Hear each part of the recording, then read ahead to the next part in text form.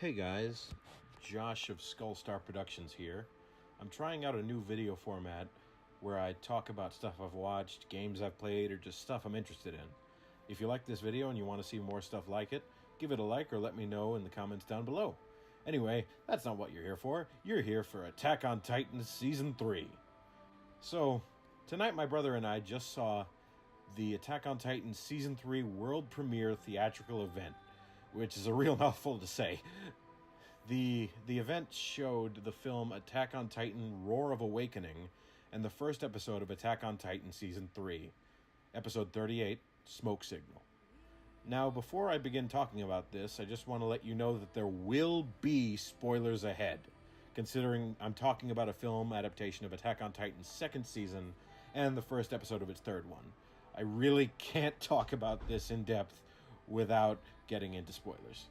So, if you want to hear my non-spoiler thoughts, the long and the short of it is, the movie has its pros and cons, but I'm really glad to have seen the movie in theaters. The third season premiere is a great hook into the next arc of the show, and I can't wait to see how it progresses from here. With all that said, that's all I can really say while being spoiler-free. So if you want to hear more, stick around. Otherwise, you better get out now. Yes? No? Alright, here goes. So the first thing I'm going to talk about is the thing that took up the bulk of the screening, the film Attack on Titan Roar of Awakening. It's a recap movie, which literally all that means is it retells the story of the anime's second season. But being a movie, it abridges some things. Now, anime films can be good, and they can be bad. So let's start out with the good. Attack on Titan as an anime is an epic tale, and seeing it on the big screen really makes you feel the scope and the weight of the story, even if it's stuff you've seen before. With the series on the big screen now, you can really appreciate all of the detail and, like, the weight and movement of everything that's happening. Like, seeing 3D maneuver gear on the big screen just looks fantastic. Some of the abridging of the story done for time actually helps a particular scene late in the movie between Reiner and Eren. Reiner is kidnapping Eren and asks him not to fight back. Now, in the original anime, we get to hear Eren's thoughts as he debates what to do before deciding to fool Reiner into thinking he'll go willingly before he attacks him, as, you know, of course he would. But in the movie, we don't hear Eren's thoughts, and the next actions are instantaneous. Basically, what that means is, like, instead of Reiner being like, "You're not gonna fight back, are you? I really wouldn't like that." And instead of him being like, "Oh, what should I do? My arms aren't fully healed yet. What do I do?" Instead of that, "Oh yeah, no, I'm not gonna attack you. I'm not gonna do anything." It says, like, "You're not gonna fight back, are you?" No way. Yeah, like, that to me feels a lot more natural and makes that one a lot stronger. Another great part of the movie is the performances given by the English dub actors. My brother Harry and I saw the movie dubbed in English, and contrary to the internet's opinion, it in no way dampens the experience. Bryce Papenbrook gives a moving, standout performance as Eren Yeager, particularly towards the end of the film when he loses his mind and thinks he and everyone he loves is about to die.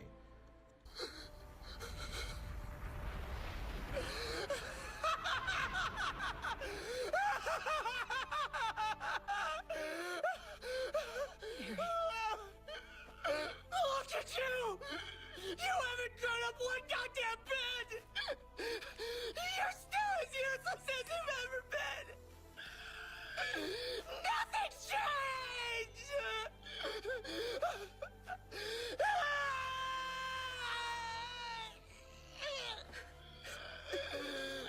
And J. Michael Tatum's impassioned performance as Erwin makes you feel like he absolutely owns and earns his right and rank as commander of the Survey Corps.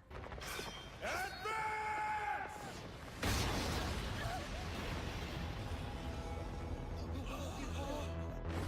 Commander Erwin! I said advance, goddammit! Erin's right in front of you! Do not falter! Now for the not so good. As I said, Roar of Awakening tells a 6-hour story in only 2 hours, so a lot is cut out. Notably, the desperate struggle Sasha, my personal favorite character, makes in her home village, the first confrontation Hanji Zoe has with Pastor Nick at the wall, and most notably, almost the entirety of Krista and Ymir's backstory. I'm no stranger to this kind of abridging in anime films. In the first Madoka Magica film, Puella Magi Madoka Magica Beginnings, which is also a mouthful, the character Mami Tomoe's backstory from the anime is nowhere to be found. However, Mami's backstory in that anime is only one brief flashback that's about 45 seconds long. With Krista and Ymir, there's practically a whole episode dedicated to it in the original anime, and seeing the backstory that they have together greatly informs their characters and actions for the rest of the series, or in this case, the film. Now, removing it actually does way more harm than good to the story, to the point where one of the final things Ymir says, being a goddess did have its perks, makes absolutely no sense, because we didn't see that part of her backstory. We didn't see her become like the head of a cult that called her a goddess, so that line makes absolutely no sense, unless she's referring to being a titan as a goddess, which in no way makes sense. Overall, Attack on Titan Roar of Awakening is an alright film. It was absolutely fantastic and breathtaking to see it in theaters. But if you really want to see the series at its fullest, you're better off just watching the show.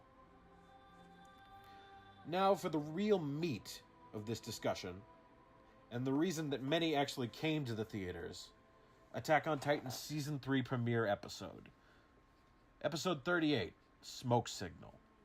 The episode picks up not too long after the conclusion of Season 2, and we get some much-needed humor after the dark revelations brought up back then.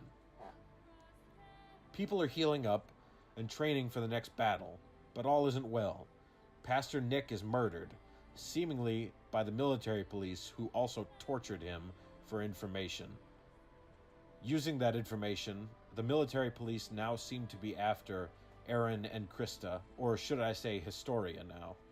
To make matters worse, an old squad mate of Captain Levi's, a serial killer by the name of Kenny the Ripper, is hunting them down too with his own band of mercenaries. This episode is a great hook to lead into the rest of Season 3.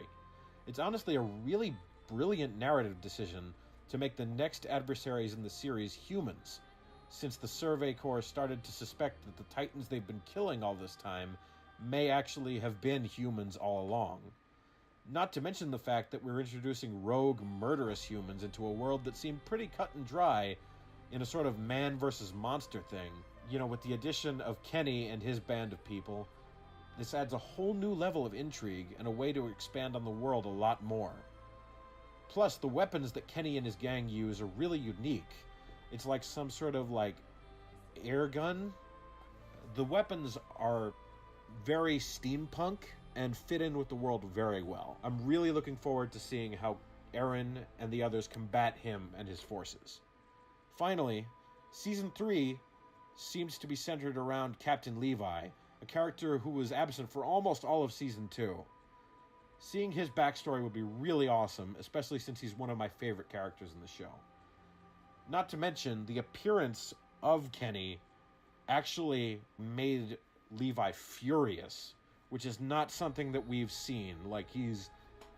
He's gone beyond his very cold and distant manner to the point where he's full on screaming by the end of the episode. So I'm really interested to see how Kenny's appearance changes Levi. But either way, I guess we'll have to see what comes next. Season 3 is set to premiere both subbed and dubbed on Funimation Now on July 22nd, 2018. Thanks so much for watching this video. This is a new sort of thing I'm trying out, talking about anime, video games, or other stuff I like or I'm looking forward to. If you like it, give it a like, or shoot me a comment down below. Let me know if there's anything you want me to talk about. A video game, an anime, a movie, anything like that. Will there be more? I don't know, man. I'm just Joshin.